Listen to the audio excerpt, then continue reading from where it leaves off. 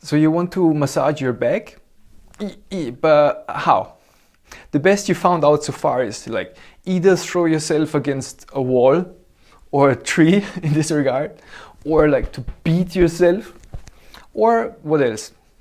Squeeze a little ball like this in between the floor and yourself and roll around this little ball.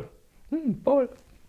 Let me show you something better. Let me show you the deepest relaxation of your back and your chest in this regard.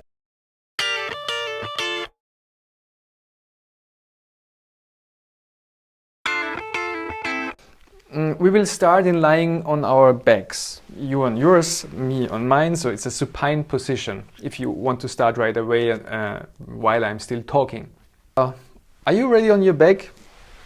If not, please come to lie on your back and observe. So with the legs straight. And feel how you lie with your shoulders, and the shoulders might like how your chest is resting on the floor. So to prepare this lesson, this practice, I actually practiced this lesson already 2 times on my own, the last yesterday and the day before, and I already feel like marvelous. I love lying on the floor now because my chest like kind of melts, aligns itself to the floor. And I hope you will be able to have this kind of feeling too, to be able to like have a to lie on the floor, so delicious, so soft, you know. Bring your feet to stand, just like this.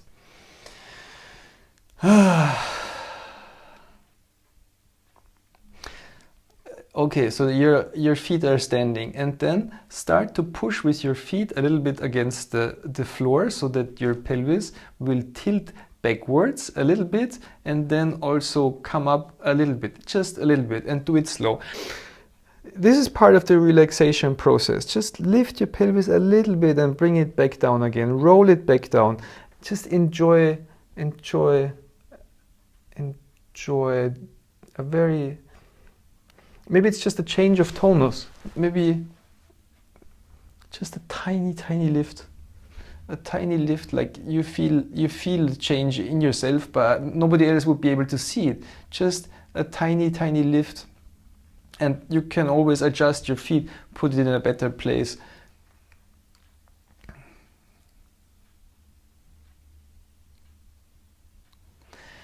We need this kind of movement quality. We need this time to achieve the effect.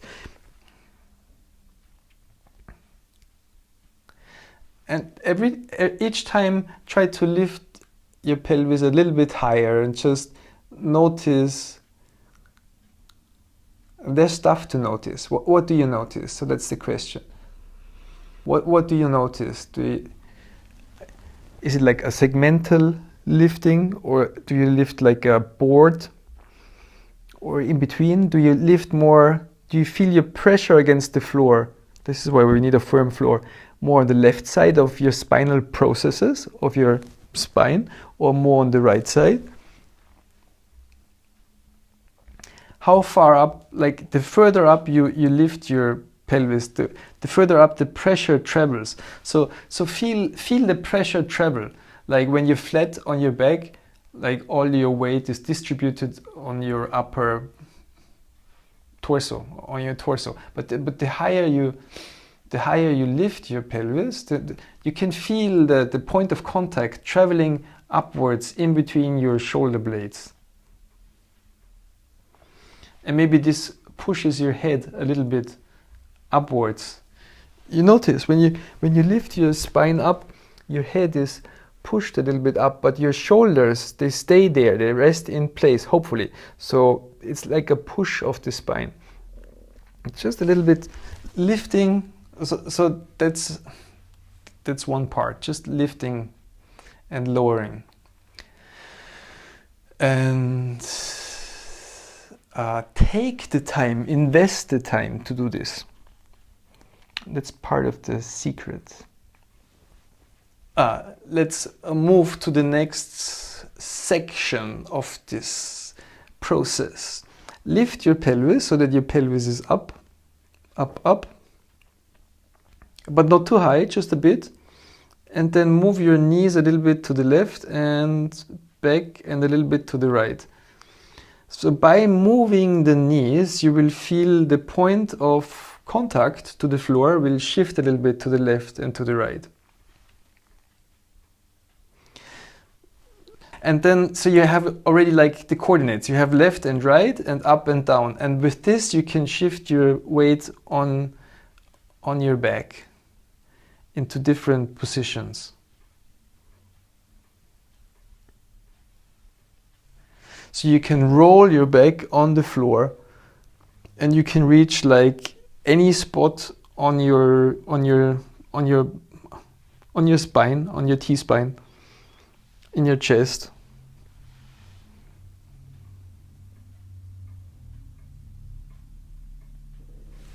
Okay, now we're going to make a trick. Lift your pelvis, something, and then touch your palms together with your arms long. So in Feldenkrais we call this an arm triangle, because this looks like a triangle. So don't slide your hands or anything. You can do this. You can interlace the fingers if you like. So be sure to have this arm triangle.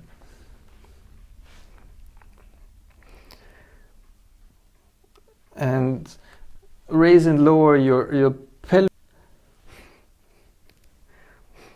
Also, once you're up, bring your arm triangle more to the left. So you roll over to the left, and you can roll your head together with your arm triangle, but don't slide the hands. Just keep your arm triangle in place. Roll to the left, or roll back to center, or to the right.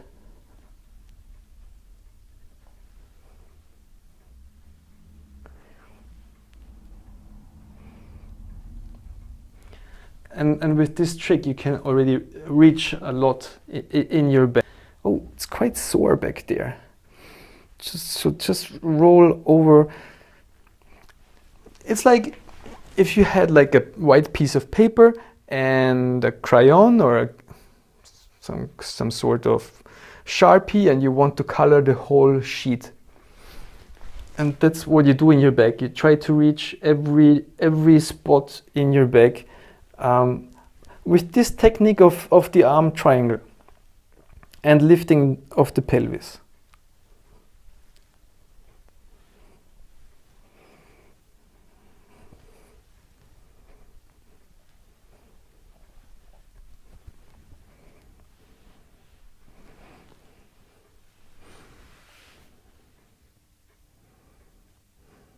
And you can take a break anytime you want. And because I want to keep this like a 20-minute video, and we're already 15 minutes in, I will show you a couple of different arm positions. So one way to put your arms would be just to spread your arms out to the side and to the lifting thing. So you can really roll your body while it's elevated over all the spots. Or you could hug yourself in the Feldenkrais hug. So you put your one arm on one shoulder and one hand on one shoulder and the other hand behind your armpit. So the arms are stacked on top of each other. And with this kind of fake kiss embrace, oh, do you feel that in the back? This needs softening. So you can roll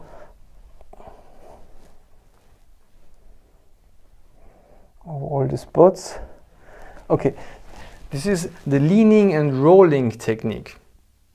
And again, like we would do this in 45 minutes or maybe 60 minutes, but I squeeze it into 20 minutes.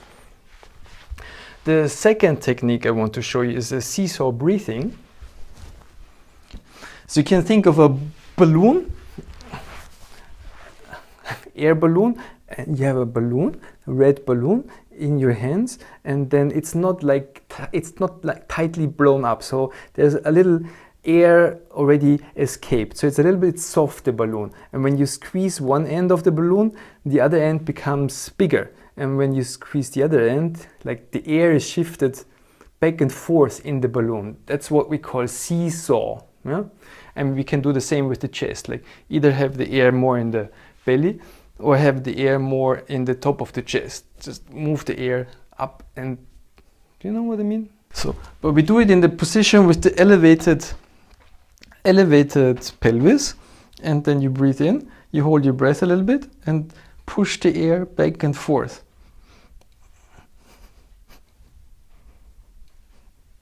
And you can do this in different kind of elevations. Technique for the feet: come onto your heels while you push your pelvis up. So instead of staying on your whole feet, just stay on your heels and do the seesaw breathing. And you can do the seesaw breathing in combination with different arm positions. And if you want to breathe, just breathe normally. And then actually it's possible to do the seesaw breathing while talking. How to do this? Yeah. So that's the second technique, is the seesaw breathing. Am I too fast?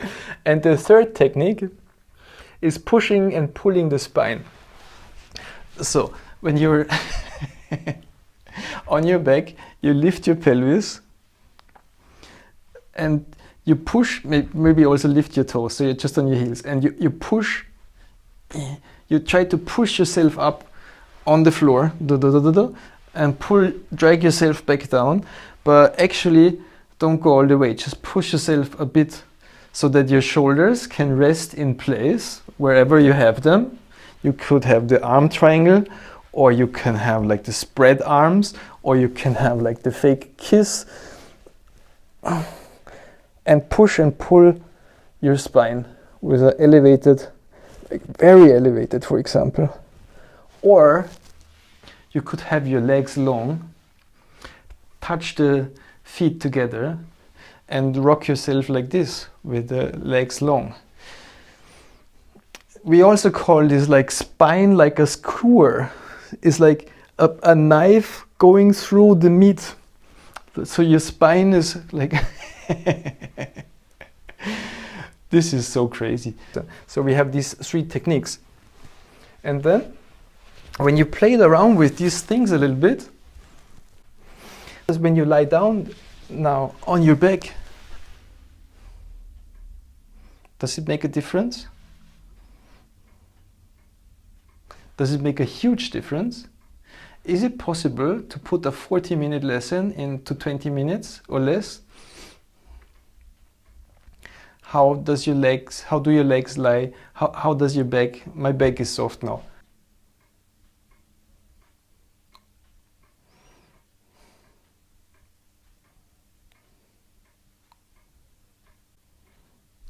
Okay, so I will upload this video.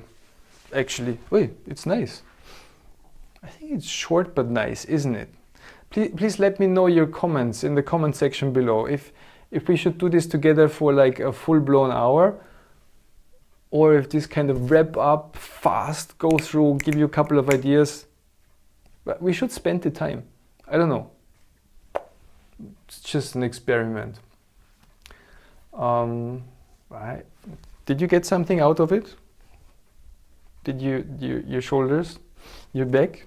But maybe you need to invest more time. You can like really spend like 40 minutes just playing around very, very slowly and lightly. You make the movements bigger and smaller and faster and slower. See what you get out of it. All right.